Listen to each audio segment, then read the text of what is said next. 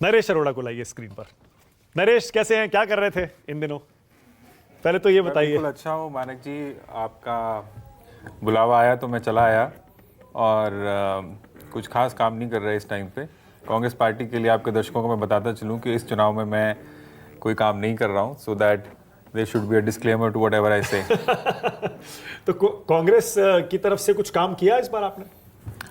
एक कांग्रेस की जो राष्ट्रीय कैंपेन चल रही है उसमें हमारा इस बार कोई दखल नहीं है। हाँ। इस बार कुछ और काम में मसरूफ रहा हूं मैं। Okay. तो वो काम में इस बार दखल नहीं है हमारा। ओके, लेकिन मैं ये तो कह सकता हूं कि आप बहुत कीनली, बहुत क्लोजली, बहुत बारीकी से ऑब्जर्व कर रहे होंगे, स्टडी कर रहे होंगे, और आपके मन में भी कोई तो आंकड़े होंगे कि इस बार कौन जीत रहा है, कितनी सीटें ले रहा है। मैं मानिक जी आपको और आपके दर्शकों को बताता चलूं कि मैं लगभग पिछले 1 महीने से डिफरेंट प्लेटफॉर्म्स पे बार बार ये आंकड़े बता चुका हूं, और आज आपने बुलाया तो आपके प्लेटफॉर्म पे भी वही आंकड़े दोहराऊंगा जब वो सवाल पहुंचेगा वहां तक। तो ओके, नहीं मैंने इसलिए कहा ना क्योंकि अब तो 6 चरण हो चुके।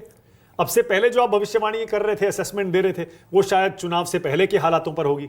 वोटिंग के बाद आपकी भी एक अलग हो सकता है राय हो, नजरिया बदला हो, या कुछ फीडबैक आपने देखा हो, या जैसे पार्टियों के कैंपेन बदले फेज दर फेज, उसके बाद आपकी भी राय थोड़ी बदली हो।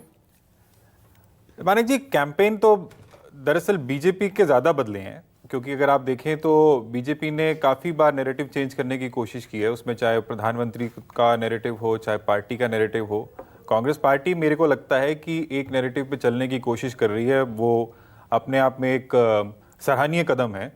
बट इन दोनों, एक पार्टी का कैंपेन बार बार बदलना या नैरेटिव बदलने की कोशिश करना और कांग्रेस पार्टी का एक नैरेटिव पे चलना, मुझे लगता है फिर भी चुनावी परिणामों को बहुत ज़्यादा प्रभावित नहीं करने वाला। ओके, आंकड़े पर आ जाएं। मुझे पता है दर्शकों को बेसब्री से इंतजार होगा, नरेश अरोड़ा क्या कहते हैं, उनको क्या लग रहा है जून 4 जब नतीजे आएंगे, किसकी सरकार बनने वाली है और किसको कितनी सीटें आ रही है? जो मेरा या हमारे संस्थान का जो अनुमान है, जो हम देश भर में घूम के या कोशिश कर रहे हैं, चाहे अपनी रुचि के लिए, चाहे अब कोई प्रोफेशनल सर्विस के लिए, मुझे लगता नहीं है कि कोई बहुत बड़ा उलटफेर इस बार देखने को मिलेगा। जो आंकड़े पिछली बार आए थे, लगभग जो सत्तारूढ़ पार्टी है उसके आंकड़े लगभग वही होने चाहिए, प्लस माइनस 10-15 मैं बोल रहा हूँ, हर प्लेटफॉर्म पे बोल चुका हूँ, पिछले 1 महीने से बोल रहा हूँ।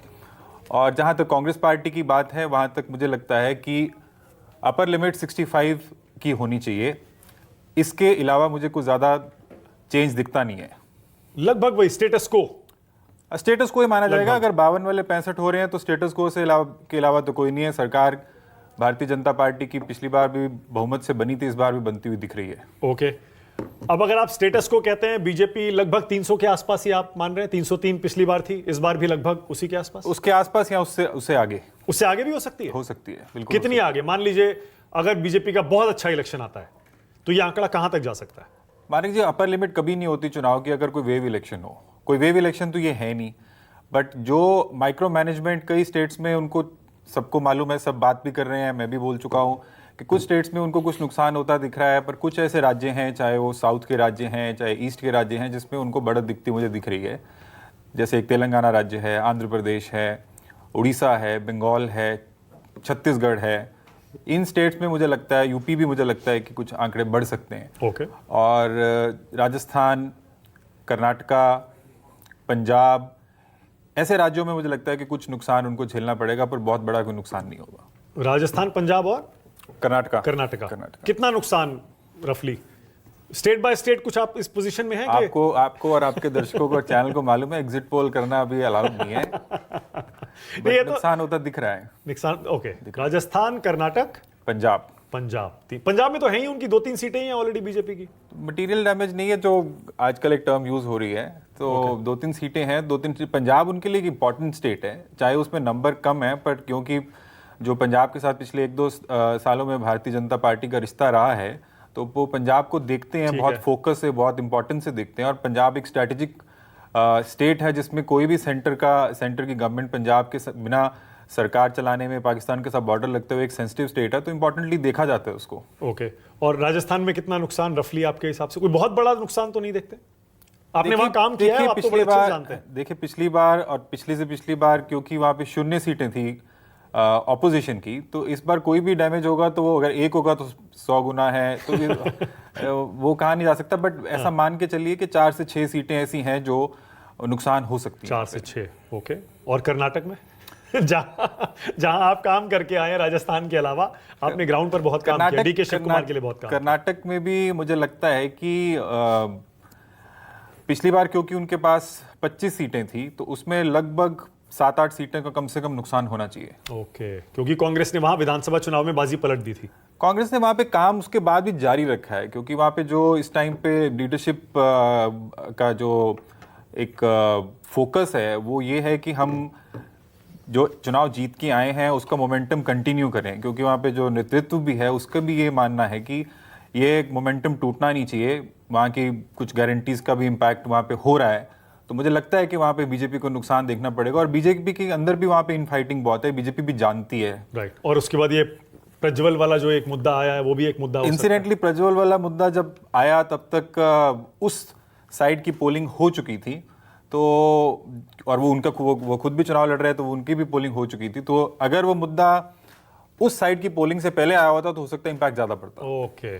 अब बंगाल के बारे में लोग कह रहे हैं बंगाल में भी बीजेपी को नुकसान हो सकता है, वहां नुकसान देखते हैं आप या फिर गेन देखते हैं? कुछ लोग जैसे बीजेपी कह रही है, अमित शाह कह रहे हैं 30 जीतेंगे बंगाल में इस बार। मैं नंबर पे नहीं जाऊंगा मानिक जी, बट जो हमारी टीम लौटी जब वहां से, तो जो हमें फील हुआ, क्योंकि हम सेफोलॉजिस्ट नहीं है, हम चुनाव को किसी और नज़रिए से देखते हैं कि चुनाव कौन कैसा लड़ रहा है, लोग उसके बारे में कैसी चर्चा कर रहे हैं, तो हमारा देखने का नज़रिया थोड़ा सा डिफरेंट होता है। और क्योंकि इस टाइम पे मेरा कोई स्टेक नहीं है वहाँ पे, तो जो हमारे को फीडबैक मिला उसमें मुझे लगता नहीं है कि बीजेपी को कोई नुकसान होगा। ओके। गेन हो सकता है, चाहे एक भी सीट का हो। ओके। अगर बंगाल में भी मान लीजिए स्टेटस को रहता है या गेन होता है, और यूपी भी आप कह रहे हैं यूपी में भी गेन हो सकता है, 62 है जैसे अभी बीजेपी की, मेरे को लगता है कि वहाँ पे भी गेन हो सकता है। ओके। यूपी में मतलब क्या 80 में से 80 या 77, 75, ऐसा एक प्रचंड वेव टाइप आपकी नहीं, टीम वेव वाला कोई बात नहीं है। लोगों में निराशा है और वो पूरे हिंदुस्तान में है, बट क्योंकि वो मार्जिन इतने बड़े हैं और बीजेपी का जो सिस्टम मैकेनिज्म जो अपने वोटर को पोलिंग बूथ पे ले जाने का है, उस सिस्टम के सामने बाकी की ऑपोजिशन को बहुत जद्दोजहद करनी पड़ती है। और मैं तो जरूर आश्चर्यचकित होऊंगा अगर वहां पे ऑपोजिशन कोई बहुत सब्सटैंशियल विक्ट्री लेके आती है, बट मुझे लगता है कि लगभग या तो नंबर वही रहेंगे या कुछ बढ़ेंगे, बहुत कम होते हुए नहीं दिख रहे मेरे को। ओके। दिल्ली का आपका कुछ असेसमेंट है? दिल्ली में इस बार कह रहे हैं कि आम आदमी पार्टी कांग्रेस मिल गई तो हो सकता है कि इस बार कुछ हो जाए। देखिए, अगर 1 पॉलिटिक्स में 2 होता तो पिछली बार तो सपा बसपा का अलायंस था, तो उनका वोट शेयर मिला के तो वहाँ पे एक साइड का वेव आना चाहिए था, बट वो नहीं होता ऐसा। और दिल्ली में भी मुझे लगता है कि भारतीय जनता पार्टी अपनी सीटें बचाने में कामयाब रहेगी। एक आध सीट का अगर कहीं पे फाइट है, बट मोर और लेस मुझे लगता है कोई बहुत बड़ा कोई नुकसान भाजपा को दिल्ली में नहीं होगा। दिल्ली में, ओके। और